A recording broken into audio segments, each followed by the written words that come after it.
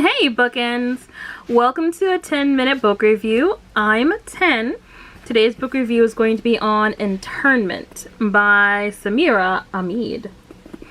So we like to start off every book review with a star point, as in out of 10 stars, how many stars did this particular book garner, and a rating, as in if this was a movie or a TV show, what would it be rated?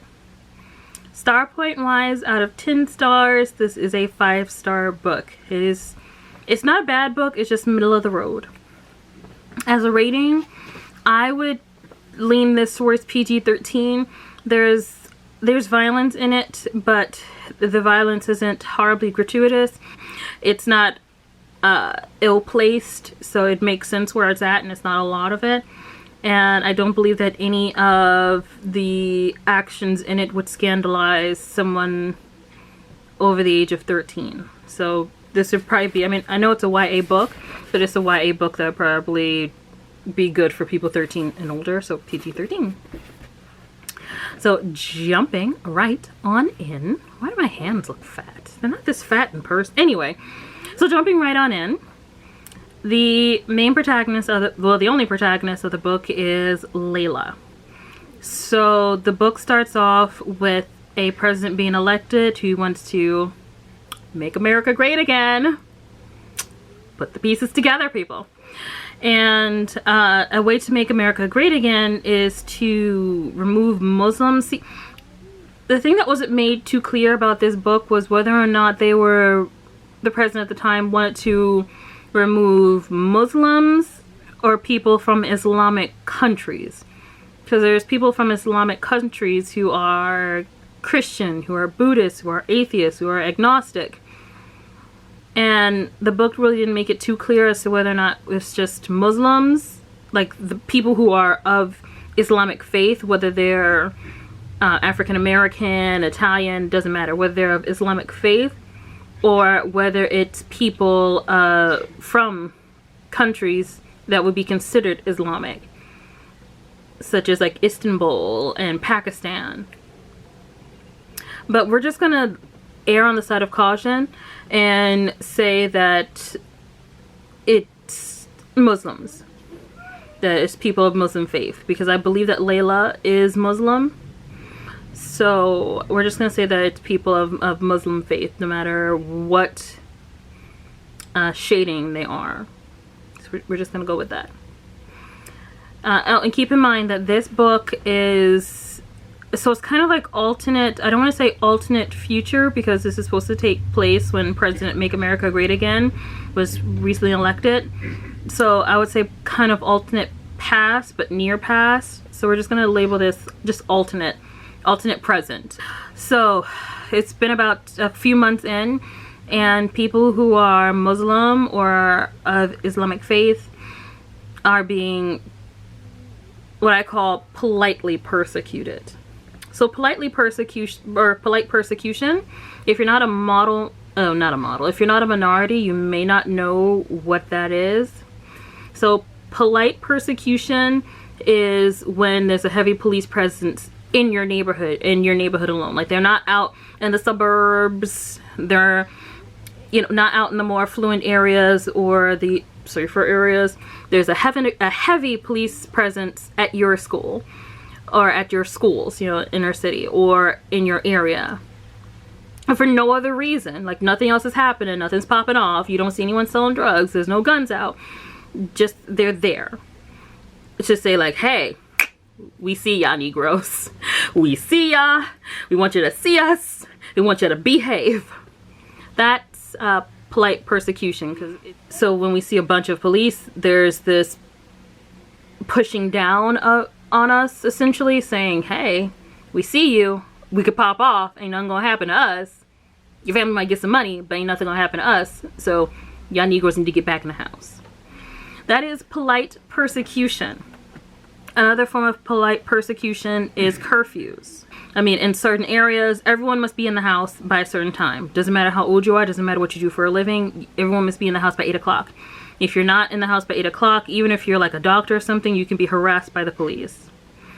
And the notion is, ooh, well, if everyone's in the house, there won't be any violence, so we're protecting you. When in all actuality, it's like, okay, well, there's violence in the burbs too. Why isn't there a curfew out there? You know, you're just gonna have one here. And unfortunately, as we have seen even during the COVID curfews, the crackdowns happen more so in urban areas or areas that have a more ethnic or black presence than they do in suburban areas. I know that in my area of New Jersey, there was a big incident where the curfew, I believe, was 9 o'clock, and a woman's children were playing in their own backyard. They were playing basketball or something in their own backyard. Now, these were her own children. She had like 6 kids and 4 of them were outside playing, and she owned the house. This is her property. And the police came to her home and actually tried to not only cite her for having too many people at her house, even though these were her kids. Like, none of these kids were over the age 18. Like, these were her kids. They tried to cite her for having too many people over her home. And they also wanted to take some of her older children in for breaking curfew. Can you imagine arresting a 16-year-old and a 15-year-old for doing nothing more than playing basketball in their own backyard at like 9:15 at night? Not on the street, not at somebody else's house, not roaming the hood, in their own backyard playing basketball. A backyard that's owned by their mother. So yeah, that was a big thing. I think there might have been an apology issued or something, but it didn't really matter. So these type of things are considered polite persecution. And if you're not a minority, then you probably have not experienced polite persecution. It might just seem like an oddity to you. Or like, well, they're doing this to keep people safe. No, it's not for that. Anyway, getting back to the book, Internment. So Muslims are facing polite persecution. They're being told that they need to be inside by a certain time. They're losing their jobs for no reason. And Layla is a teenager. She's an older teenager. I believe she's like 16 years old. So she's old enough to understand that these things are happening, and she's also old enough to understand how it's personally affecting her family. She ends up getting suspended from school by doing like the stupidest thing.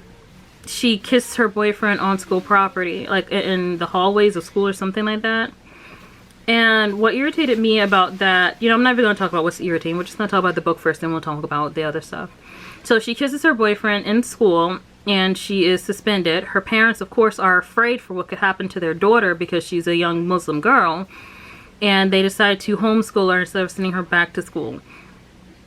She risks not only her own life, but the lives of her family members, her mom and her dad, by going out later, sneaking out to see her boyfriend while there's a book burning going on in town. And she ends up getting back to her home before she gets caught, but it's such a close call, and she risks it for nothing more than to see her boyfriend. That's it. Now keep in mind, they have cell phones, so they have video chat available to them and texting, things of that nature. They have Instagram. So they have all the modern things that we have right now as alternate present. So she didn't technically have to go see her boyfriend and put her family in danger, but she decided, this is what I'm going to do because this is the wave for me. That night, her family ends up being taken away by the government, and they are essentially shipped off to an internment camp that's filled with other people. I'm going to say other Islamic people, only not Islamic, but other people who are Muslim. The only reason why I say that is because she was saying that there are people who are dark skinned and also people who look white but with no privilege. So, you know, it could be Muslim or it could just be people from Islamic countries. I honestly don't know. One thing the protagonist did say, though, was that people like her, American citizens, were being put in the internment camps, but people who were Muslim and not American were being sent back to their own countries. They were being deported back. So yes, it has to be because they're Muslim. Because why else would they deport someone back to their country? Like, they could just send everyone from Pakistan back to Pakistan. Even if they're American Pakistani, they could send everyone back. So it must be because of the Muslim faith.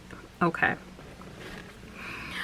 So the book basically chronicles Layla's life, starting from just a small bit before she goes into the internment camp, her entire tenure at the internment camp, and then finally her release from the internment camp. So let's talk about what the book did well. What the book did well was create a family unit that the reader could care about. So I cared about what happened to her parents. Her father was a poet and he taught poetry at a local college until he was unceremoniously released. Probably didn't say that word right. I'm tired. Sorry. But yeah, her father was fired from the college. Now, mind you, we don't get to see a whole lot of her parents. We get to see them through her. So we don't get to see what's going on in their minds per se. But I enjoyed the strength that her father and her mother had. There was an instance where they were about to be transported to the internment camp, and her parents were crying silently. And some might think, ew, a dude crying? He's weak. There was absolutely nothing weak about her father. He was doing his best to keep his family together, but he also knew that there was nothing that he could do to change the situation that they were in. And so that helplessness, coupled with the still inherent need to take care of one's family, can lead to tears. Also, I think he probably felt a bit like it was his fault that they were being put in the camp, even though it wasn't his fault. So he wrote some poetry books. And one of the poems that he wrote was a poem called Revolution. Now, when reading the poem Revolution, in my mind, it doesn't sound like it's talking about revolution as in fight the powers that be. It's more so sound like fight within yourself. Fight the part of yourself that's not allowing you to be able to express what it is you need to express before you're no longer able to express it. Like if you love someone, you need to tell someone that you love them before you're physically not able to tell them anymore. Whether it's because something has happened to you personally or because something has happened to them. So it was more so an internal revolution than an external revolution. But because he was Islamic and he wrote a poem that had the word revolution in it, he was targeted. Now, I honestly do believe it wouldn't have mattered if he wrote a poem about bunnies hopping along a field. The fact that he was Muslim put him in a position to be taken, which is sad. But I think that the author did a good job at making the father and the mother relatable, because I feel like in his mind he felt like this is a situation that I have put my family in. And now I have to figure out how to help them acclimate to the situation. Also, even though I can honestly say I did not like the protagonist because of how selfish she behaved in different ways, I can honestly say that I did care about what happened to her. I was invested in her well-being. What else? The author did a good job at creating friendships. Not so much romantic relationships, we'll get into that later, but she did a very good job at creating friendships. Like I cared about her friend who she met on the way to the camp, to the internment camp. And she did a good job at making a peripheral character into someone who we cared about. And there were some other peripheral characters as well who turned into people that I cared about, that I was invested in, that I wanted to know more about as the book went on. Another good thing that was done was the author did a wonderful, absolutely wonderful job at showing that even in the pits of evil, even in the dregs of it, there will always be someone whose conscience will say to them, this is not okay. And we, through one of the guards, we get to see that. Like he's working for a system that's actively oppressing people who have done nothing more than worship a God that they believe in, and they're being persecuted for it. And he's a part of that system. He's working for that system, but he's also doing whatever it is he can to help these people, because I guess in his mind, this is his way of easing the plight for them. So there will always be someone, even if it's just one person, there will always be someone who feels like this isn't right and will act on that. Even if it costs them everything, they will still act on it. Let's get into what was not done right in the book. So, as a minority, in fact, let me just give an example. When 9/11 happened, I don't even have to explain what 9/11 is, because I'm sure that everyone watching this has either heard about it, was alive when it happened, studies it in school, what have you. When 9/11 happened, there were 3 big things that happened in my city. One, the National Guard was placed here. So they were legit everywhere with like the big guns, like with guns never heard of, never seen before. Big guns. 2, there was a curfew imposed. And if you were outside past that curfew, you had to have some paper showing why you were outside. Like my dad had to get paperwork from his job saying, you know, he does this particular thing, and so he needs to be out at this particular hour to be able to facilitate this particular thing that he does. The third thing that happened that was less official but just as real was that if someone was Muslim, they were automatically targeted by the police and by the National Guard who was around. And this isn't conjecture. This isn't me saying, oh, well, I heard. No, these were things that I saw as a child and wondering, why are they talking to that person and not that person? Why are they doing this and not that? And that's when I found out about profiling and racial profiling and ethnic profiling and religious profiling. My 2 best friends at the time were these girls, Mishi and Millie. They are Bangladesh Muslims, and they would cover. You know, when I was with them, they weren't covered, of course, because we're all girls. But they would cover when we would go to school. They would cover when we were outside, because that was a part of their religion. Their father told them not to cover anymore. And that was because he was so afraid that something would happen to them. And mind you, it wasn't just like a police thing or a National Guard thing. Like literally there were people who would just be like, it was your fault. You know, to people who had nothing to do with 9/11, nothing to do with any of the things that happened. They would point the finger at them and try to hurt them. And they would especially go after young women. So their parents wanted us all to travel together, no traveling at night, and also do not cover. And this made Mishi and Millie uncomfortable. They didn't cover their hair, because they had been covering, I think, since they were like 8 or so. And so now they were uncovered. And Millie told me, like, it feels like she's walking around naked and she doesn't like it. She said it would be the same as like walking around with no bra on, or walking around with no shoes on, or walking around topless. It was that much to her. But her father was so concerned with their safety, he was like, don't do it. Even their mother, he told them don't cover, told her don't cover, don't do it, because he didn't want them hurt.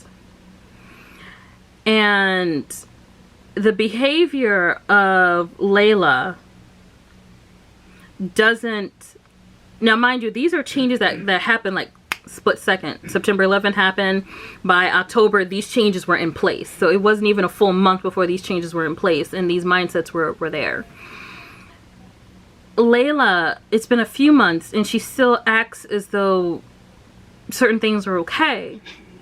Her parents are telling her not to draw attention to them. She knows that drawing attention to oneself during all of this can be harmful. What does she do? She actively does things to draw attention to herself because she's selfish. Why would you kiss your boyfriend in school when you know that it's against school policy to show PDA? And that's not going against a particular race or anything like that. When I was in high school too, it was against school policy to show PDA. You do that off campus. There's so many different places you can kiss your boyfriend. Why would you choose in school when you know that as a Muslim kid, you're going to be the one who's going to get hit the hardest? And even in the book it stated she got hit the hardest. She got suspended. She said she knew she was going to get in trouble for kissing her boyfriend, but she didn't know she was going to get suspended. Like, duh, they don't like you. Also, too, when it came to meeting up with her boyfriend, and it was so close to curfew, and she knew she was going to miss curfew by meeting her up with her boyfriend. Why would you do that? Like, you have a cell phone. You know for a fact that your whole family could get arrested and taken in and beaten and harmed and all these other things can happen. Why would you risk your family just to see a dude? That was so hyper selfish. then when they're being taken into the internment camp, her parents are trying to tell her, like, you need to stop being sarcastic to these people because they can hurt us. You need to stop doing this because they can hurt us. You need to stop doing that because they can hurt us. And she's just, I'm going to say what I'm going to say when I want to say it. And then wants to cry about the aftermath of it. It's like, no, that's not how somebody in this position would behave. It's like when 9/11 happened, like, we had to acclimate quickly or there were consequences. We couldn't walk in certain areas anymore because there were consequences. I remember even my mom started carrying my birth certificate around because I was a kid, I didn't have an ID.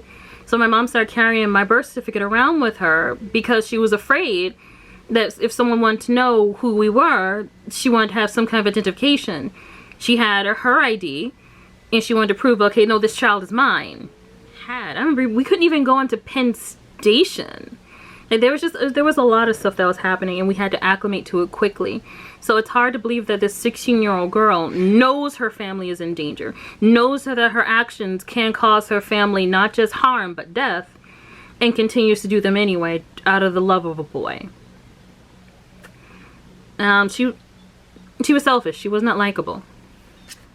Also, too, her version of sneaky isn't really sneaky. So it's like she's doing a lot of things that could get her family in trouble, eventually does get her family and herself in trouble. And so her starting a revolt kind of wasn't what I had a problem with, because you have to stand up. So that wasn't what I had a problem with. My problem was with how she took action. And I understand that she's young, but young doesn't necessarily translate into dumb, especially if you're a minority. Like, we already have it pre-wired in our head. The world is not working for us. So we need to be a little more shrewd than others.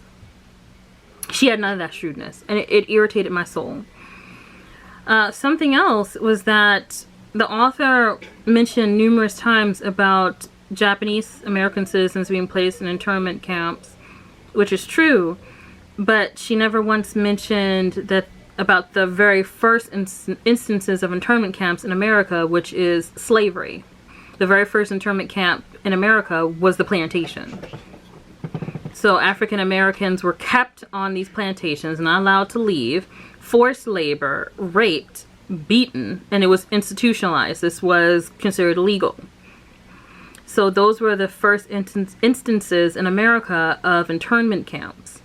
And yet, not only is the cases of these internment camp plantations not a part of the protagonist's consciousness, is also seems to have been lost completely on the author as well. Even in the afterwards, where she writes, to the reader, she once again chronicles the history of internment camps in America, but completely leaves African Americans and natives out of the narratives. It's like she thinks that it started with the Japanese and moved forward, when really we were the first ones to go through that, and she completely ignored it. And so I found that was a bit tone deaf and a little bit disrespectful on her part, to act like, oh yeah, it started with the Japanese and then moved forward. We're not gonna talk about the black folk. No, because they're not model minorities. They're just the Negroes. I wasn't okay with that. So I have very mixed feelings about this book. I know that this book wasn't about black people. This was about how things can escalate when someone picks a target, and when nationalism can be seen as patriotism, or not even that, racism can be seen as patriotism, and what can happen when racism is seen as patriotism. But for the author to have that narrative of racism being seen as patriotism and then completely ignore the biggest case of racism considered patriotism in American history is like, why would you be so tone deaf? Why would you not even mention that? Why would that not even be a part of the consciousness of the character, or even her own consciousness? It's not as though slavery is a new concept that no one's heard about and just discovered. So, yeah. Would I recommend this book? I honestly don't know. Honestly, I know that some teachers recommend it, and I'm not against the teachers recommending it. However, as a black person reading this book, I felt a bit skipped over, glanced over. I wouldn't be against people recommending this book to others, but would I recommend it to others? No. But yeah, that's why it's 5 out of 10, because it wasn't poorly written, it was just poorly conceived and poorly executed. But the book itself wasn't poorly written. It ends with them, you know, it ends pretty finally. Like, unless there is a book that talks about the aftermath of everything, I don't believe that there would be any benefit to having a second book. If you're looking for a happy ending, I will say that the book is happy, the ending is happy overall, but there are losses with every type of revolution. There's a revolution in this book, so of course there's going to be losses. So it is happy to a degree. There's just one thing in it about her and David that made no sense. In fact, her and David, Layla and David, I was so irritated with the whole romance between Layla and David, because the author doesn't let us know why is he so important to her. Like, you never get to figure out. You're so far removed from their romance. Like, you don't even get to hear, like, you get to hear descriptions of pictures that they've taken and little snippets of stuff, but you don't even get to hear why she loves him so deeply, why he cares about, like, you don't know. And so it feels like you're watching this story take place through, like, the hole in a lock, like looking through like a lock hole or a peephole, like, ooh, okay, I can't see everything, but something's happening. And I don't like feeling like that in a book. Why should I care about this character if you're not giving me anything to care about? Why should I care about the romance this character has if you're not giving me anything to care about? So yeah, the thing between her and David made little to no sense to me, like why she was willing to risk literally it all to talk to this boy and risk literally it all to see this boy. Like, there's nothing that substantiates that. Like, I understand that she loves him, but the author gives us nothing to back that love for us to say, oh wow, they really did love each other. No, it's just, okay, and they loved each other, and now you know, and we're moving on. I don't know. So yeah, would I recommend this book to anyone? No. Would I recommend against this book? No. It's one of those middle of the road books that I will probably donate and never pick up again. There you go. Thank you so much for watching. This has been a 10-minute book review. If you liked what you see, please like and review. Well, I said like and review. I should say like and subscribe, because we're doing the reviewing. Me and Tu. You don't see Tu because she's not on camera. But yeah, like and subscribe, guys. Bye, Bookends.